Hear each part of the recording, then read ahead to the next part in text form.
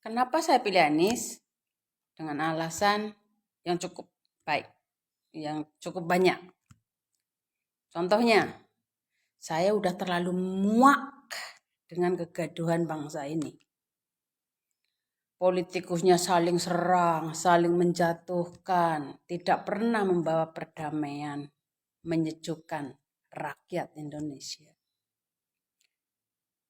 Pendukung-pendukung pemerintah yang tidak suka dengan Anies dengan berbagai kekuatannya berusaha menjatuhkan. Kita bayangkan dikala Anies bekerja 5 tahun di Jakarta didukung oleh pemerintah pusat sepenuhnya. Saya yakin seyakin-yakinnya Jakarta lebih maju dari hari ini. Karena Anies bekerja di Jakarta terlalu banyak halangan. Baik dari para buser, dari pendukung pemerintah itu sendiri. Yang ini minta izin tidak diizinkan, ini mau melakukan ini enggak diizinkan. Jadi Anies bekerja selama 5 tahun di Jakarta penuh dengan dilema. Sangat berhati-hati. Karena apa? Salah sedikit aja, kata-kata pun ataupun kinerjanya habis. Jatuh. Oleh itu Anies bekerja di Jakarta selama 5 tahun. Sangatlah berhati-hati. Dari segi kata-katanya, langkahnya, semua rancangan kerja dia sangatlah detail, berhati-hati, disusun sebaik-baiknya. Karena dia tahu, dia bekerja dalam sebuah tekanan. Bagi dari buser-busernya yang penuh fitnah, yang segala macam. Seorang pemimpin daerah harus bekerja sama dengan pemerintah pusat.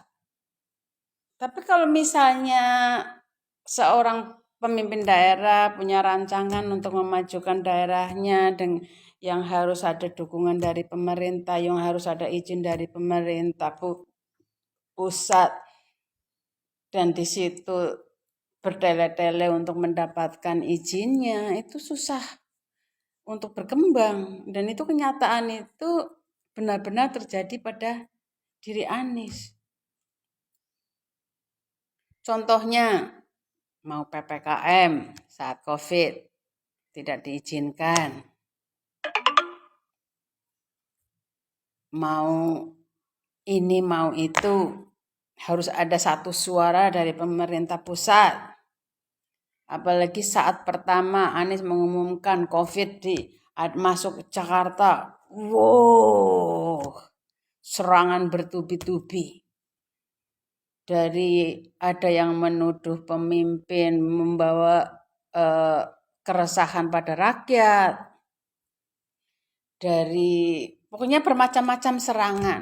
Pada akhirnya Allah menunjukkan, benar-benar menunjukkan menterinya Jokowi sendiri yang pertama kali terkena COVID.